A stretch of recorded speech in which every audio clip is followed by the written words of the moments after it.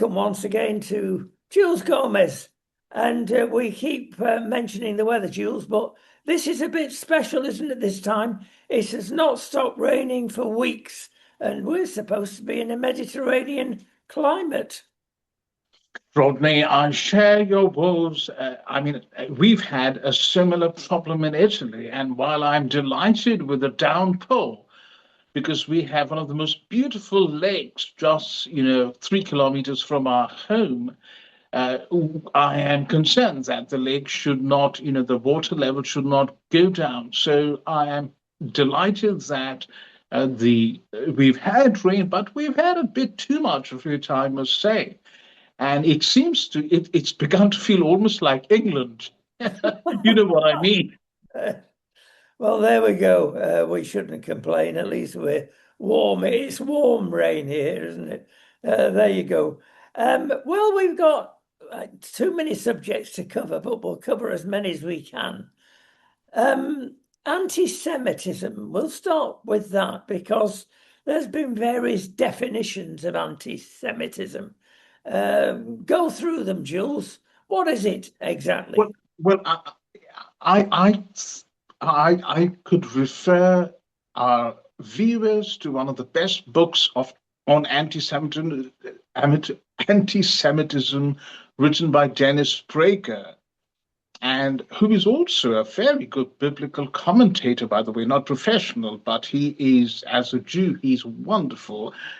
Uh, he's written a book called Why the Jews? And he basically talks about anti Semitism as a hatred of the Jewish people.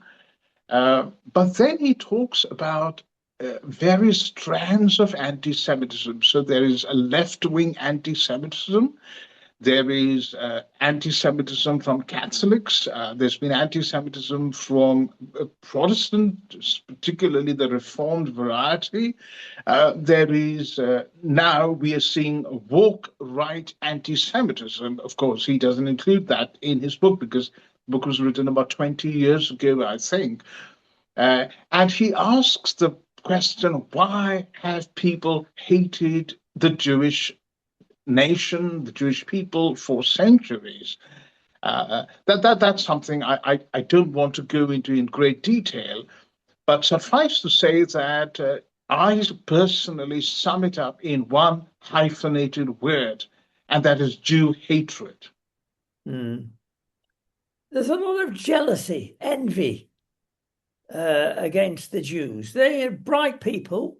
They invent things. They survive in the most horrendous situation. Obviously, the Holocaust is an illustration of that. And we read in the scriptures that there will always be enmity against Jew and Arab. The factor of envy is most certainly one of the key motivators, one of the key drivers in Jew hatred. But the root cause is much, much deeper. And I personally think, as a biblical scholar and as a theologian, that it is hatred of the God of Israel, a visceral hatred of the God of Israel, a visceral hatred of the fact that of the doctrine of election, the fact that God could choose one particular group of people who were nobodies. The book of Deuteronomy clearly tells us, Yahweh tells the Israelites, I did not choose you because you were bigger or better than any other people. I chose you because I loved you. I love you because I love you. That's it. And people who are madly in love, couples who are madly in love know this. They tell this to one another. And that is one reason why God has sealed an everlasting covenant with the Jewish people. And we see that in Genesis chapter 15. We see that in Genesis, this whole covenant of God walking through the sacrifice that was slain. It is a unilateral covenant, unlike the later Sinai covenant, which is bilateral. And it doesn't matter if, yes, when the bilateral covenant is broken, the Israelites have to pay a very heavy price and are severely punished. And there is talk of God ending his relationship with them. But as far as the unilateral covenant with Abraham goes, it doesn't matter. Well, it does matter in a sense, but the covenant doesn't end. It is not abrogated when God's people violate or break that covenant. God's faithfulness, his chesed in Hebrew, remains permanent. And that is what we see in Romans chapter 9 to 11. The Apostle Paul says, to them belong the covenants, the promises, etc., etc.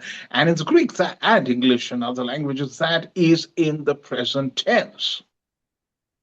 The confusion for Christians certainly is the fact that, putting it bluntly, they've missed the Messiah. He's been, he's visited, he's accomplished. But apparently there's more than one Messiah in Judaism. Can you explain that? Well, I don't want to get into that because it's a theological discussion that is a bit too complex, and we've got to go into Second Temple Judaism and the Dead Sea Scrolls and all that sort of thing. But what I can say is that not all of them missed the Messiah. This is what many people fail to understand, because the early Christians, the first Messiah followers, were all Jews. The 3,000 converted, or rather received the Holy Spirit on the day of Pentecost. I do not want to use the word converted, were not Gentiles. They were all Jews who had come to Jerusalem to celebrate the Feast of Pentecost. So when Paul explains this dissonance, he talks about a temporary hardening, and the Greek word is not even hardening, it is a sort of callousing, and scholars explain that callousing almost as a protective shield. They use the reference, the metaphor of Paul himself uses the metaphor of the olive tree. And this is temporary for a time to allow the Gentiles to come in. And when the fullness of the Gentiles has come in, Paul says all Israel will be saved. Again, what he means by that is an extended discussion that, is quite academic in one sense. But suffice to say here that God has not abrogated his covenant with Israel. God has not, it's not that Israel was plan A. That failed. I mean, poor God got it so wrong. Now, he couldn't come up with a better plan. So he came up with this plan that he knew would be botched up. And so plan B, he chose the church. And look at how wonderful the church is. Sorry, I'm being sarcastic here. We're much better than Israel, aren't we? If the prophets of the Old Testament, Jeremiah and Isaiah, etc., were around today, they would pat us on the back and say, wow, the Jews, the Israelites, the Hebrews were terrible in keeping the commandments of God, in responding to the grace of God, but you guys have surpassed them, and you're just a light unto the nations, marvelous people. So again, sorry for my sarcasm, but this, in a sense, is somewhat of a rather feeble answer in one sense to your question, and all my answers are going to be fairly limited and almost feeble, as I said, because this is so complex. It's difficult to talk about this in a podcast. Understood, Jules. I tell you something that occurred to me recently. I have many, I don't know why, perhaps it's the circles I mix in, the legal circles, the accountancy circles, many Jews in that industry. It's not just jewelry, rings, etc., that they specialize in. And I've got good friendships and we respect each other's point of view. But when you talk to a Jew, for instance, has done something wrong, the difference between the Jewish concept and the Christian concept is a million miles. I'll give you an example. A very good friend of mine over many years did something very stupid which destroyed his marriage. And he regrets it from day one, and it keeps coming up. And he's trying to make penance through the rest of his life. If that was a Christian ideal, then we have the forgiveness through Jesus Christ, and we can be relieved of that tremendous burden, which the Jew cannot. It's a great privilege we have as Christians, isn't it?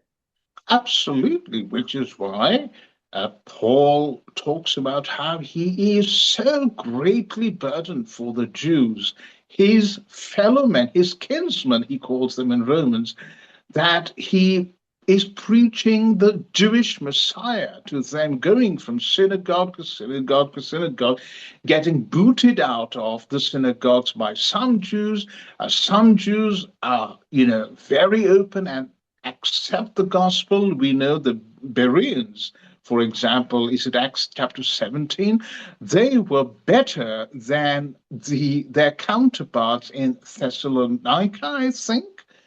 And they examine the scriptures, that is the Torah, the Nevi'im, the Ketuvim, the Hebrew Bible, daily to see whether what Paul was saying was in accord with the scriptures. And they, accepted Jesus as the Jewish Messiah. So, I don't like to draw conclusions from anecdotal evidence because the whole concept of how a Jew responds to wrongdoing, repentance is very different among different Jewish traditions. A liberal Jew and an Orthodox Jew and an ultra-Orthodox Jew might respond very differently, in the same way that Jews would have responded differently during the period of Second Temple Judaism. What scholars have now told us is that, this false distinction between the Old Testament is law, there is no grace, the harsh God, almost Marcionite, and the New Testament is all about forgiveness and grace, is something that is not valid at all, because the Hebrews in the Old Testament, the Jews in the Old Testament, are not saved by the law; they are saved by grace through faith. The Exodus is the paradigmatic event of salvation in the Old Testament, and that is an act of sheer grace. They are asked to slaughter a lamb, apply the blood of the lamb on their doorposts, and the angel of destruction looks at the blood, which of course foreshadows the blood of Jesus in the New Testament, and that brings about salvation for them. And then they are saved from death to life, from Egypt, and taken to the land of promise. And in the same way, the Jews during the Second Temple period, many of the Jewish traditions there understood salvation as an act of, grace through faith, which is why Habakkuk chapter 2, verse 4 talks very clearly about that. And Paul can hence use that verse to, ram home his doctrine of justification by grace through faith. We are both Jews in the Old Testament and, followers of Jesus in the New Testament are saved by grace through faith, not by our works. Works, of course, are important. Works testify to our justification. Works follow our justification, but they do not contribute to our justification. So Abraham, for example, Abraham believed in God and it was imputed to him as righteousness. And that is the same thing that happens to followers of Jesus in the New Testament. So there is, Rodney, there's a lot of work to be done to explain how, the Hebrew Bible and the New Testament, also a Jewish book in its entirety, including Luke and the Acts of the Apostles, as we now know from scholarship in the last 20 years. has to be carefully rethought through in the light of what we know now about Jesus and the apostles and the New Testament within the context of what we call Second Temple Judaism. May I just say that there's been a very interesting development about 2,000, maybe now 3,000 pastors, evangelical pastors in the United States have just produced a declaration, very well written declaration. They call the declaration a truth in love declaration, which echoes Paul's words from Ephesians, speaking the truth in love, alethiontes and agape. And they name three of the most notorious anti-Semites. All three of them claim to be Christian. The first is Candace Owens, who claims to be a traditionalist Catholic, a fairly recent convert. The second is Nick Fuentes, who also, from what we know, claims to be a traditionalist Catholic. And the third is Tucker Carlson, who says he is a backslidden or a lapsed or a non-practicing Episcopalian. This group has given very detailed evidence of why they consider all these three influences to be anti-Semitic, very, very vicious, vitriolic, poisonous, toxic anti-Semites. And thousands of people have signed this declaration. However, what is very interesting is a couple of days after this declaration was published, a group called Catholics for Catholics invited Candace Owens to be their main speaker, one of their keynote speakers, along with other speakers like Father Chris Allard, a Roman Catholic priest, and Sister Dee Dee Bryan, another Roman Catholic nun. A famous podcaster called Matt Walsh, who is works for the Daily Wire, associated with its co-founder, I think, is Ben Shapiro, an Orthodox Jew. And this has caused a virtual meltdown on Twitter. You have one group of Christians very strongly opposing anti-Semitism. And then you have influencers who have considerable followings, also claiming to be Christian and supporting, or spouting hatred of the Jews. And then, of course, you have our friend Calvin Robinson, who literally is now spouting blood libels from the medieval period.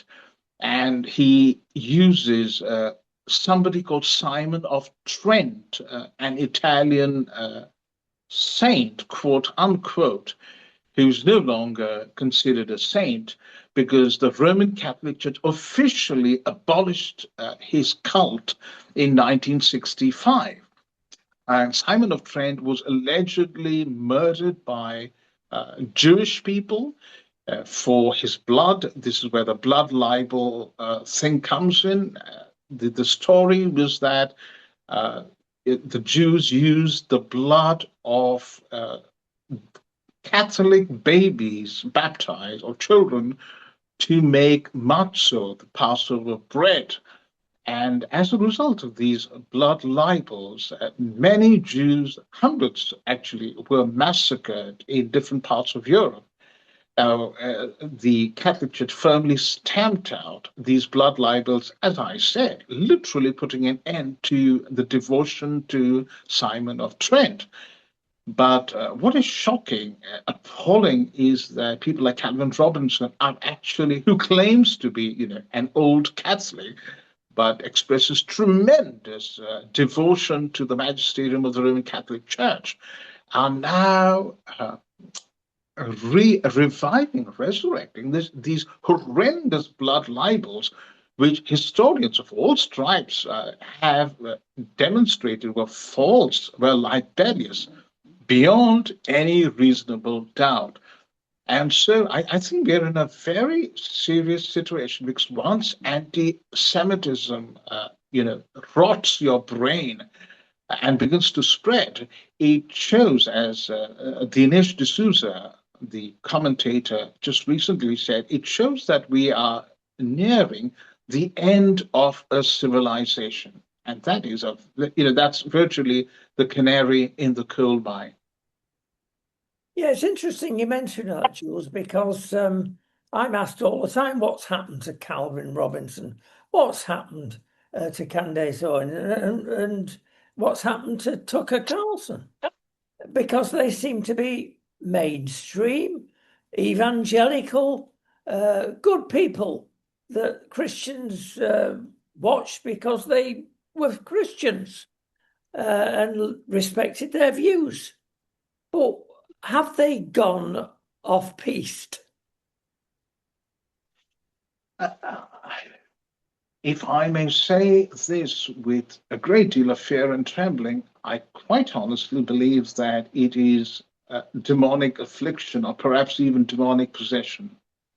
Because there is absolutely no way. First of all, what they're saying has no evidence whatsoever. In fact, Calvin Robinson put something out. He actually got the figures, the reverse of how Christians in Israel are diminishing because of the oppression of Israel, which is a joke, because Christians in Israel are actually flourishing, even the Messianic Jewish communities there, because Israel does not discriminate against Christians. There are Christians in the IDF, there are Christians in government. I've got many friends who are Christian Messianic Jews there. Whereas in the Palestinian territories, the Christians have lived as dhimmis, subject to the dictates of Islam. And they are fleeing. Bethlehem used to be 90% Christian. It's now apparently just 10 or 20% Christian. Now, don't blame this on the Jews, because again, I have friends there, I have students there, and I've asked them when I go there. I ask, I tell the tourist guide, take them aside and say, don't give me all this rubbish. Tell me the truth. And very sheepishly, they will respond and say, well, what to do, sir? This is how we make our living. We build the settlements by daytime, but in the evening we go and throw a few, because the Jews pay as well, but in the evening we go and throw a few stones so that CNN can come and film us. And the girls tell me that when the Israeli soldiers are around, we feel safe, because when they leave, the Muslims start molesting us. Pastors tell me that the Muslims in their area, the Arab Muslims, say have the slogan, Saturday the Jews, Sunday the Christians, which is we'll finish the Jews off on Saturday, on Sunday we'll finish off the Christians. So, try evangelizing in Gaza. Put up a soapbox and start preaching the gospel and see where that will get you. But go to most parts of Israel, yes, you may be spat on in the ultra-Orthodox sections of Israel, of Jerusalem, but then the ultra-Orthodox will also spit on fellow Jews who are more of a more liberal stripe. There is a very, very significant distinction, but this is where people like Calvin Robinson and Candace Owens and Tucker Carlson just simply distort the data, are utterly disingenuous. But I am almost certainly convinced that this is demonic. It's the same spirit that afflicted Pharaoh. It's the same spirit that afflicted Haman in the Hebrew Bible. It is the same spirit that has afflicted the nations, the leaders of the nations that wanted to destroy Israel down the centuries. And guess what? Israel survived. Where are those other nations? They've been wiped off the face of the map. Where are their languages? Nobody speaks those languages anymore. Hebrew was a dormant language for centuries, but now go to Israel, it has been reborn. That takes us to Great Britain, perhaps. And what a mess. We now hear that unwise decisions have been made along the road, like no other Prime Minister. Keir Starmer is bottom of the list of all-time Prime Ministers, and I'm not surprised. And the more I talk to people, the more the word evil comes out. Maybe that's what we've been talking about, something demonic. You look at the black arts of Mandy Mandelson. Now, the ordinary Joe in the street continually has said since the appointment of Mandelson to America, to DC as ambassador. Well, hang on, did nobody check into his past? Well, I'm sure MI5 did, but our Prime Minister decided not to take any notice. Maybe he's getting his just desserts. But going back to that word evil, let's talk about the evil of the present Socialist Party in Britain. They're putting through this awful euthanasia bill. They're putting and promoting abortion up to birth, and many bills. They're ignoring, kicking into the long grass, the rape of young children. Nothing is done. Is it right to use the word evil? Rodney, I would go much further and say it's evil on steroids. Because I've never, ever in the last 40 years seen a nation that is so bent on committing, suicide, national suicide, a country that's bent on committing national suicide. But the left have pushed Britain to the brink. And again, I would say I would trace it primarily to a rejection of the gospel. Britain was once a Christian nation. The ethics of scriptures, and this is not a myth, but scholars have demonstrated, historians have demonstrated, secular historians who don't believe in God have demonstrated how it was the ethical monotheism of the Hebrew Bible and the New Testament that transformed Britain.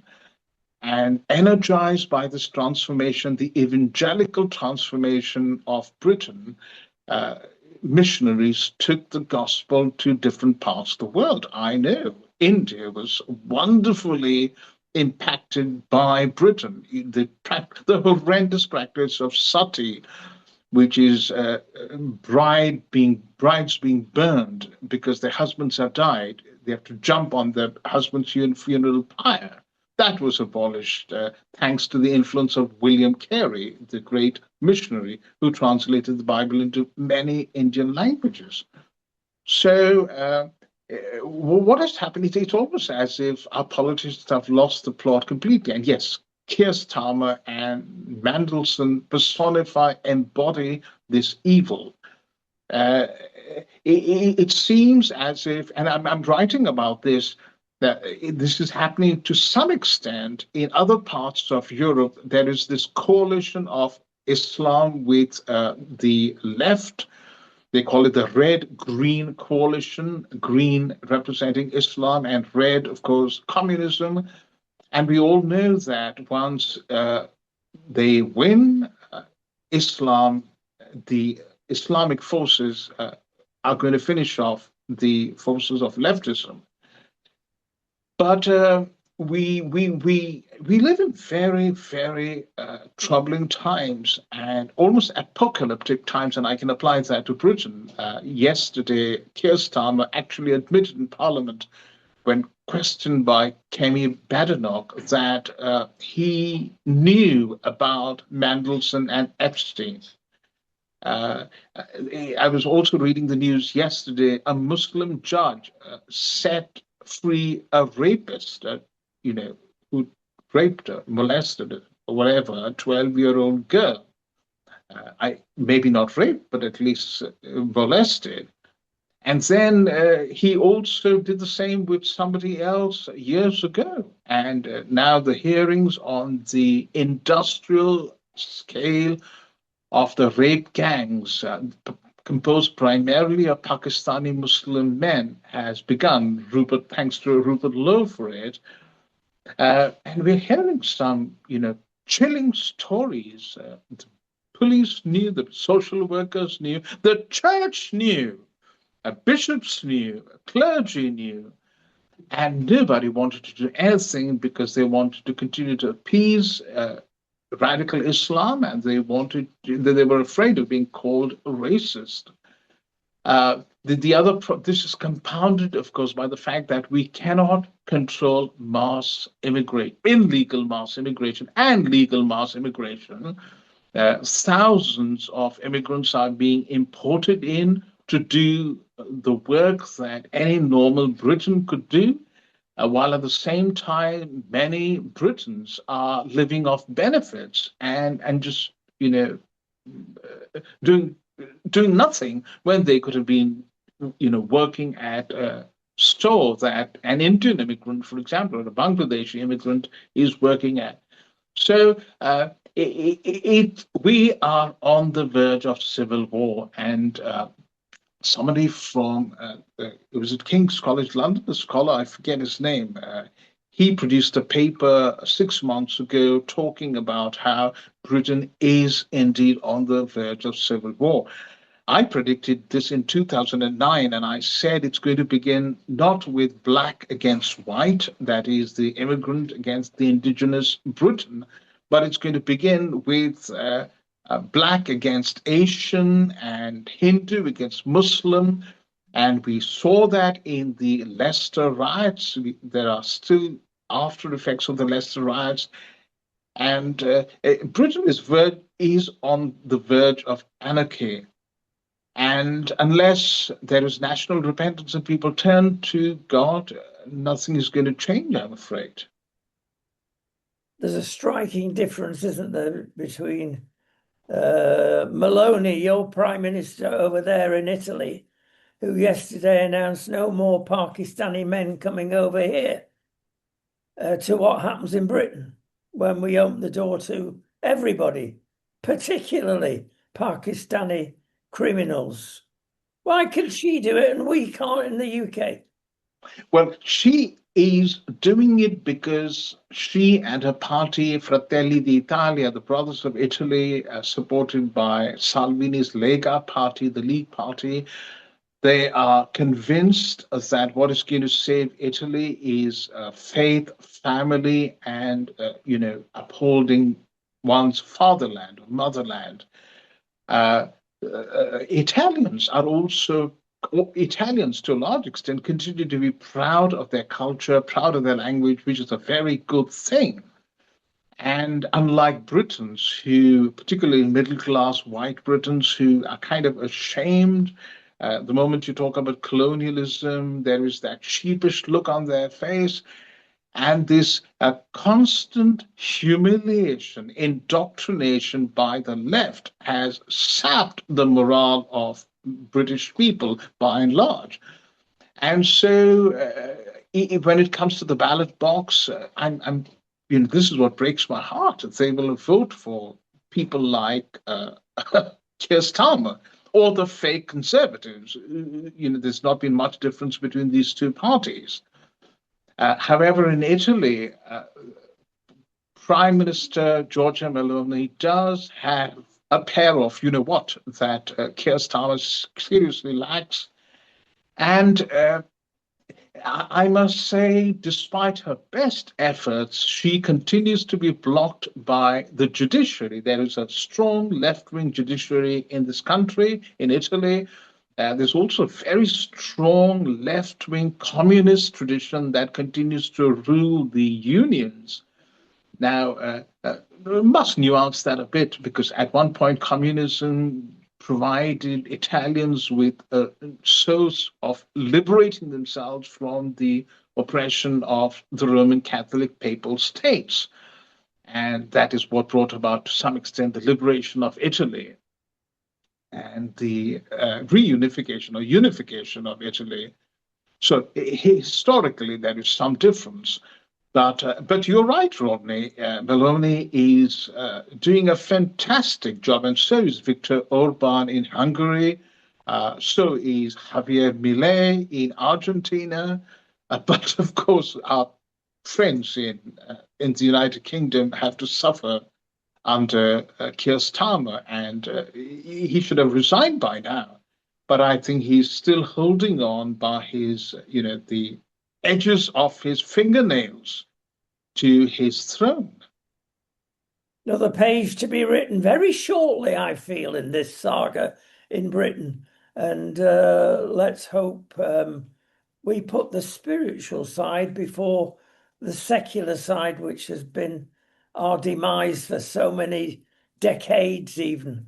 Will we ever learn? Well, time will tell. But that's the only way back, I feel. Jules, it's been a joy. Thank you so much. We'll see you Thank you, again Rodney. shortly. I'm afraid I haven't brought my chair, but my job, I used to say when I was pastor, my job is to comfort the afflict the comfortable, or disturb the comfortable and comfort the disturbed. And I hope that people who are too cozy in their comfort will wake up and pray and fast and, take the gospel very seriously. Thank you, Rodney. God bless you.